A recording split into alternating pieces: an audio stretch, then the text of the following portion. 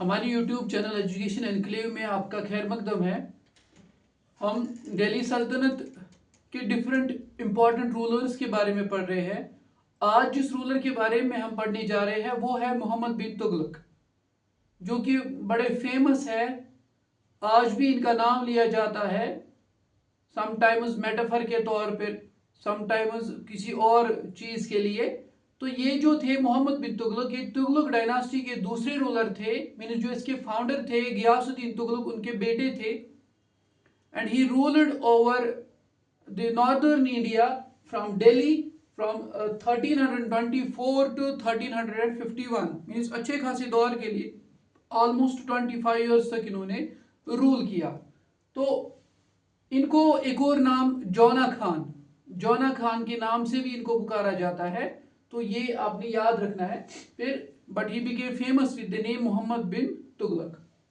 तो इन्होंने जो है अपने टाइम पे कुछ काम किए जो कि कुछ अच्छे भी थे और कुछ गलत काम भी साबित हुए फिर आगे जाके। जैसे इन्होंने कैपिटल को चेंज किया दिल्ली से, फिर देवगिरी।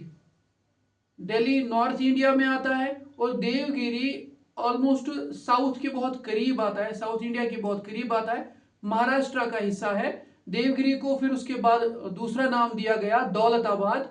तो वहां इन्होंने कैपिटल को शिफ्ट किया। कब किया? 1327 में। तो अर्ली डेज में ही इन्होंने उसका रीजन क्या था? हिस्टोरियंस कहते हैं कि उसका एक रीजन ये था कि इनको लगा कि दिल्ली से साउथ इंडिया पे रूल करना इम्पॉसिबल है। सो क्यों ना मैं साउथ ही चला जाऊं, तो वहां से आप ग्रिप बना सकते हैं अपनी साउथ के एरियाज के ऊपर। एक ये रीजन था। दूसरा ये रीजन भी कहा जाता है कि दिल्ली में जो है इनका कुछ फेवरेबल एटमॉस्फेयर नहीं लग रहा था अपने इर्द गिर्द, तो इन्होंने बोला कि मैं चेंज कर दूं कैपिटल। सबसे इंपॉर्टेंट रीजन जो कहा जाता है वो है कि ये मंगोल्स का टाइम था, जब मंगोल्स इस सेंट्रल एशिया में ईरान चाइना वाले साइड में भटकते रहते थे, कभी एक इलाके पे हमला कभी दूसरे इलाके पे हमला। तो उनके हमलों से बचने के लिए इन्होंने कैपिटल को शिफ्ट किया। आगे हम इसको फिर से डिस्कस करेंगे कि कैपिटल शिफ्ट करना फिर क्या साबित हो गया, तो वो देखेंगे आगे। फिर दूसरा जो इन्होंने क्या काम किया कि इन्होंने एग्रीकल्चर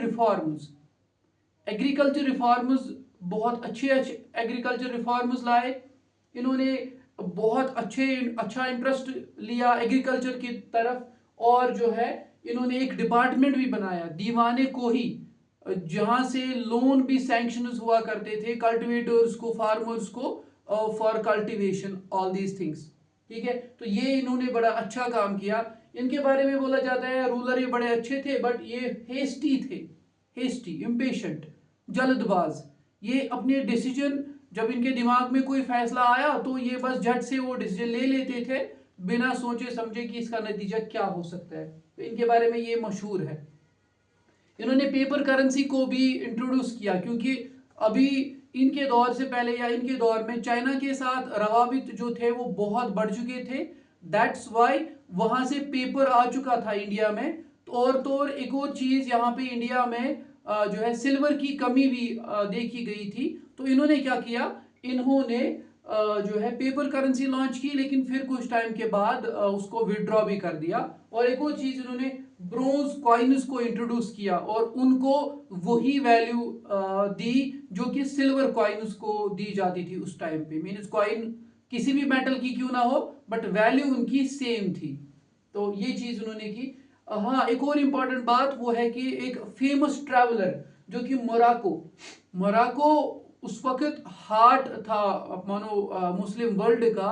यहाँ से बड़े जबरदस्त स्कॉलर्स और ट्रैवलर्स प्रोड्यूस किए हैं मुस्लिम वर्ल्ड ने। तो उसका नाम था इब्ने बतूता। तो नाम आपने कभी सुना होगा, the great historian Ibn Battuta. ये आए इस टाइम इंडिया जब मोहम्मद बिन तुगलक रूल कर रहे थे इंडिया के ऊपर। तो वो जो डेट थी ना 1333 क्रिश्चियन एरा जो था, उस वक्त जो थे इब्ने बतूता इंडिया आए और इन्होंने बहुत सारा अकाउंट दिया है मोहम्मद बिन तुगलक के बारे में भी, और दूसरी जो उस वक्त की सोसाइटी थी और हिस्टोरिकल कुछ फैक्ट्स है वो लिखे हैं इन्होंने। He was a great traveller. हाँ, एक और चीज इनके बारे में, दैट्स समथिंग, ये बहुत ही इंटेलिजेंट माने जाते थे। कौन? मोहम्मद बिन तुगलक। ही न्यू मेनी लैंग्वेजेस। इनको अरबिक आती थी, इनको पर्शियन आती थी, इनको इंडिया में भी इनकी यहाँ की कुछ लोकल लैंग्वेजेस आती थी। तो ये मेडिसिन में भी एक्सपर्ट थे, मेडिसिन। ये फिलॉसफी के भी एक्सपर्ट थे। ये एस्ट्रोनॉमी, फल्कियात, हेवनली बॉडीज, आसमानी जो है सितारे वगैरह, ये सारी चीजें जो है इसमें ये एक्सपर्ट थे। और एक और चीज, ये मैथमेटिक्स में भी अच्छे एक्सपर्ट थे। तो ये काफी अच्छे पर्सन माने, मीन्स बहुत इंटेलिजेंट थे। Fertile brain he was having. लेकिन कुछ प्रॉब्लम भी थी, वो आगे जाके यहाँ पे हम डिस्कस करेंगे। ये एम्बिशियस भी थे। ये इनमें एक मसला था कि दैट ही वाज एम्बिशियस। इन्होंने बहुत सारे इलाकों पे अटैक किया, कभी इस साइड में, कभी उस साइड में, कभी चाइना पे भी इनके दिमाग में था कि चाइना को अपने कवर में कर लूं। लेकिन इनके सारे वो डिसीजन जो थे ना, जो कैप्चर करने के, डिफरेंट इलाकों को कैप्चर करने के, वो बैकफायर कर देते थे और उससे इनको खुद को ही नुकसान हो जाता था। और उस वजह से फिर क्या हुआ, इनको एक हिस्ट्री में एक नाम पड़ा है, इंटेलिजेंट फूल, मीन्स चालाक बेवकूफ या जहीन बेवकूफ। तो रीजन क्या है उसका? एक रीजन उसका ये है कि जो कैपिटल इन्होंने चेंज की, ये एकदम से इन्होंने ये डिसीजन लिया और ये बोला कि दिल्ली के एक तो इनके ऑफिसर्स आएंगे, फैमिली आएंगी, साथ दिल्ली के लोग भी आएंगे, जिसमें जो कुछ हैंडीकैप लोग भी थे, कुत्ते बिल्लियों को भी बोला इनको भी साथ लेके चलो। और जब ट्रैवल करना पड़ा, 1500 किलोमीटर दूर था डिस्टेंस, तो कहते हैं कि बहुत सारे लोग रास्ते में ही मर गए। और जब वो वहाँ पे देवगिरी पहुँच गए तो वहाँ का क्लाइमेट दिल्ली के क्लाइमेट से बहुत ही हार्श था। तो वो भी डिसीजन आगे जाके फिर अचानक से फैसला ले लिया, नहीं चलो अब वापस चलना है, तो फिर वापस चले गए। तो वो डिसीजन भी गलत साबित हुआ। एक और जो इन्होंने टैक्स इंक्रीज किया, यहाँ से डिपार्टमेंट को तो अच्छा बनाया, एग्रीकल्चर से प्रोडक्शन तो अच्छी निकली, लेकिन जब टैक्स इंक्रीज किया गया तो उस वजह से भी लोगों में इनके खिलाफ रिजेंटमेंट पैदा हो गया। एक और चीज, जो लैंड रिफॉर्म्स इन्होंने करने चाहे, लैंड रिफॉर्म्स, तो उस पर इन्होंने बहुत सारा पैसा खर्च किया, लेकिन लैंड रिफॉर्म्स नहीं हो पाए कंप्लीटली। और उस वजह से स्टेट का जो इम्पोर्टेंट, जो जरूरी पैसा जो कहीं और इस्तेमाल हो सकता था, वो पैसा यहाँ पे खर्च हो गया। खर्च क्या हो गया? जाया हो गया यहाँ पे। और एक और चीज जो इंपॉर्टेंट मैंने अभी बताई, जिसकी वजह से इनको इंटेलिजेंट फूल कहा जाता था, वो थे कैपिटल चेंज। कैपिटल चेंज भी बैकफायर हुआ।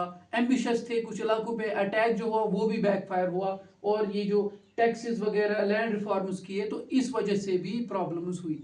तो ओवरऑल अगर हम देखेंगे, रूल बिल्कुल बेहतरीन था, ठीक था, लेकिन कुछ डिसीजंस इनके गलत साबित हुए, जो कि हेस्ट में लिए गए थे। या कुछ हिस्टोरियंस ऐसा भी लिखते हैं कि ये ऐसे रूलर थे जिनकी नीयत तो साफ थी, लेकिन इनकी किस्मत साथ नहीं देती थी। दैट्स वाई वही रीजन था कि जो है मोहम्मद बिन तुगलक के दौर में कुछ गलत भी ऐसा देखने को मिला। ठीक है, तो ये आज की जो वीडियो है मोहम्मद बिन तुगलक के बारे में थी। इंशाल्लाह नेक्स्ट टाइम किसी और इम्पोर्टेंट दिल्ली सल्तनत के रूलर के बारे में आपको इंफॉर्मेशन देगी, जो कि एग्जामिनेशन पॉइंट ऑफ व्यू के हिसाब से इंपॉर्टेंट होगी। तब तक खुदा हाफिज।